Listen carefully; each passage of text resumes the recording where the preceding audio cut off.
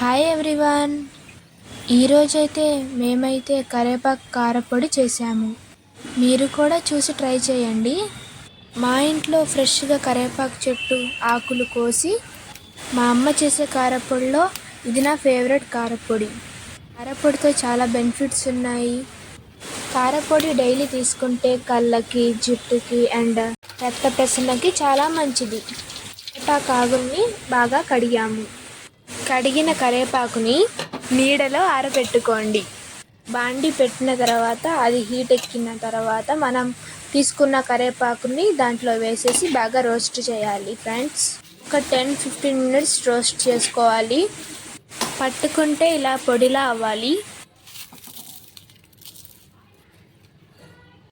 దీన్ని పక్కన పెట్టుకోవాలి. ఎండుమిర్చి ఒక 7-8 మన కారాన్ని బట్టి తీసుకోవాలి. దీన్ని కూడా ఒక 10 మినిట్స్ బాగా రోస్ట్ చేసుకోవాలి. కొంచెం రోస్ట్ అయిన తర్వాత 2 టేబుల్ స్పూన్ ఆయిల్ వేసుకోవాలి. దీన్ని కూడా పక్కన పెట్టుకోవాలి. అదే ఆయిల్లో ఒక టేబుల్ స్పూన్ పచ్చిపప్పు వేసుకోవాలి. 1.5 స్పూన్ ధనియాలు వేసుకోవాలి. కొంచెం సేపు వేగిన తర్వాత ఒక టేబుల్ స్పూన్ మెంతులు, ఈ 3 మిశ్రమాలు కొంచెం సేపు గోల్డ్ కలర్ వచ్చేదాకా వేయించుకోండి. ఈ స్మెల్కి అయితే ఫ్రెండ్స్ నాకైతే ఆకలి వేసేస్తుంది ఫ్రెండ్స్. ఒక టేబుల్ స్పూన్ పుట్నాలు వేసుకోవాలి. లైట్గా ఫ్రై చేస్తే సరిపోతుంది friends.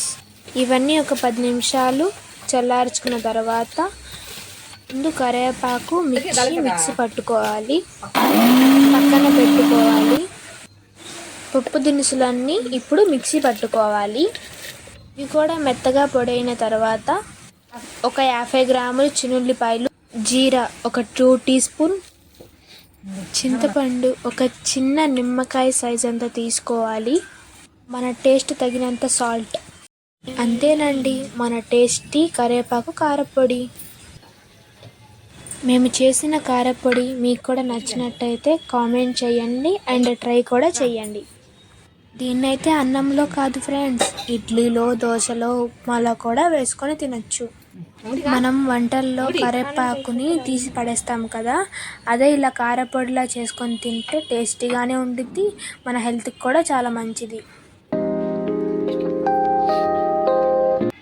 Please like, share and subscribe to my channel.